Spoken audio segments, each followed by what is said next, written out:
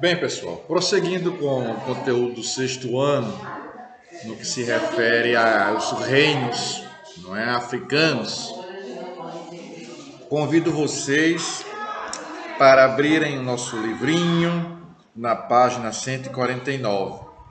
O que é que diz lá? Diz a África Antiga e as suas primeiras civilizações. Tá bom? O que é que temos então?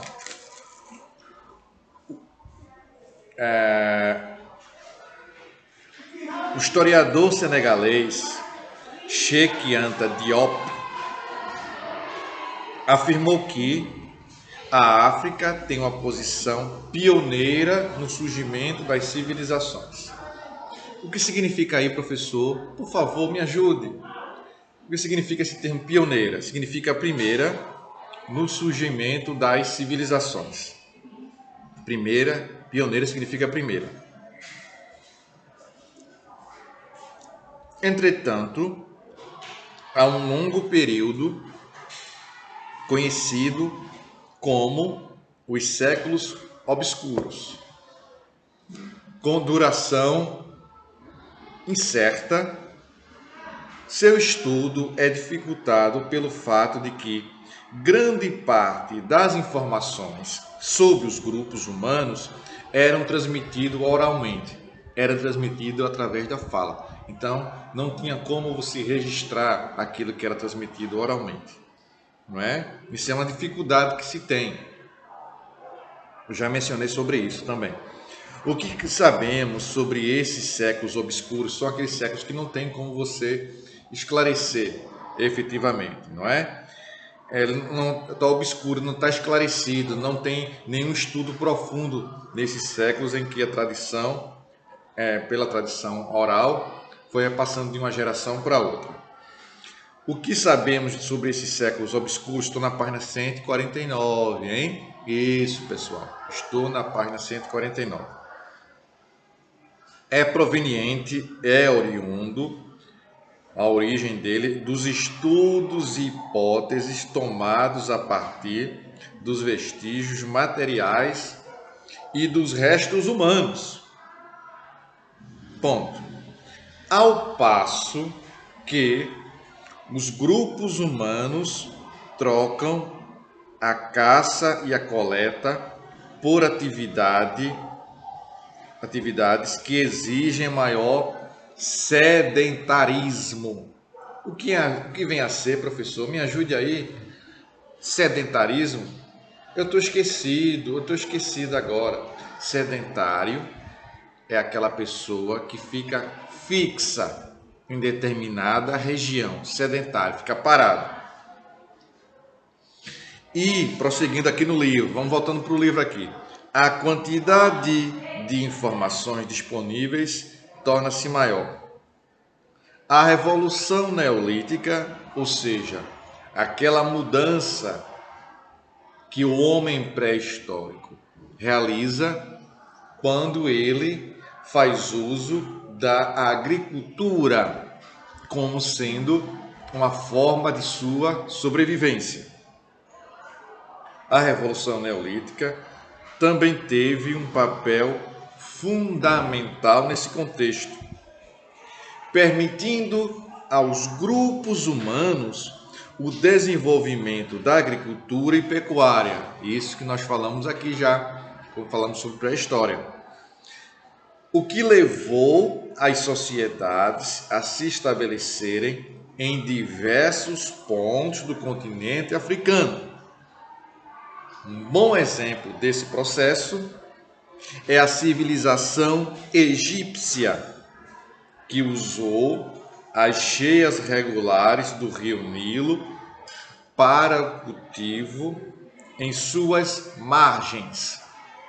Isso também foi tratado por mim aqui com vocês, que no período de seca, as margens do rio Nilo serviam para que fossem plantadas sementes. E essas sementes, a partir do momento que eram plantadas, tinha um certo período, depois de alguns dias, essa semente plantada iria germinar. o que a gente chama disso aí muito bem, de humus fertilizante. Assim como o Nilo, existia outros ecossistemas favoráveis espalhados pela África, o que permitiu o desenvolvimento de culturas como o sorgo, o milho na África Ocidental e o café na África Central, trigo e oliveiras na África do Norte. Ponto. O nosso livro ainda, não na página 149, mas voltando aí para 148, vai tratar aqui das ciências que vão auxiliar a história, como arqueologia e antropologia, não é? E faz uso também de dois sistemas que explicam a defesa, o aparecimento de vestígios materiais, que é a teoria estruturalista e a teoria funcionalista, não é? Que vão se basear na questão funcional, na funcionalidade, para que funciona aqueles objetos que foram encontrados, não é? Então, é uma teoria que defende essa utilização do funcionalismo para determinados vestígios materiais que foram deixados pelo homem, não é? E aqui na página 149 tem uma questão que fala assim: segundo quesito, o que é um vestígio material? Resposta: vestígios materiais são qualquer coisa física que tenha passado por um processo de fabricação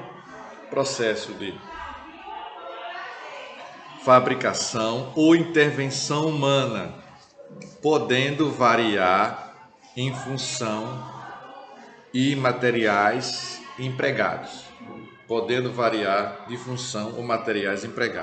Tá bom?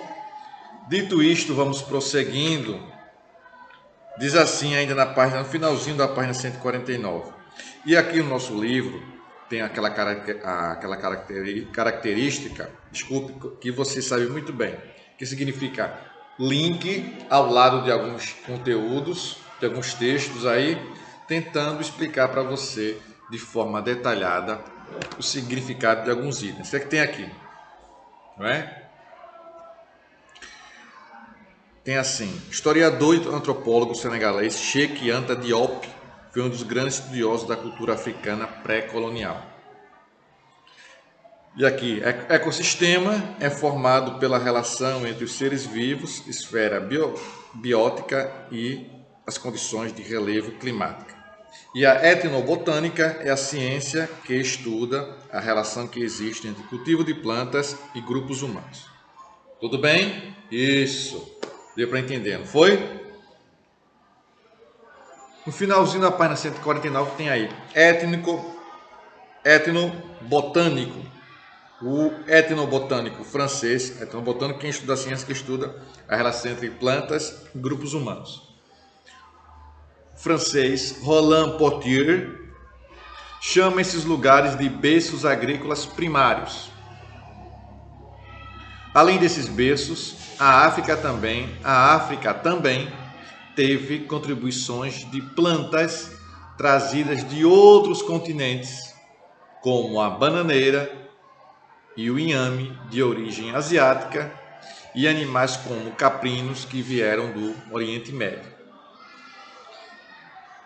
A Idade dos Metais e a civilização Nok. Outro salto para as civilizações africanas foi a capacidade de trabalhar com metais, em especial o ferro. Os sítios arqueológicos sugerem que o ferro percorreu vários caminhos em solo africano.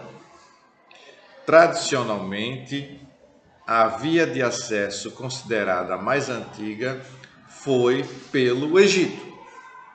Foi graças aos hititas, povo que formou o vasto império nos atuais Líbano, Turquia e Síria, e ao seu contato com os egípcios, que as primeiras peças em ferro chegaram à África. Ou seja, foi o intercâmbio, o contato com outros povos, com outros impérios, que esse ferro vai chegar à África, não é?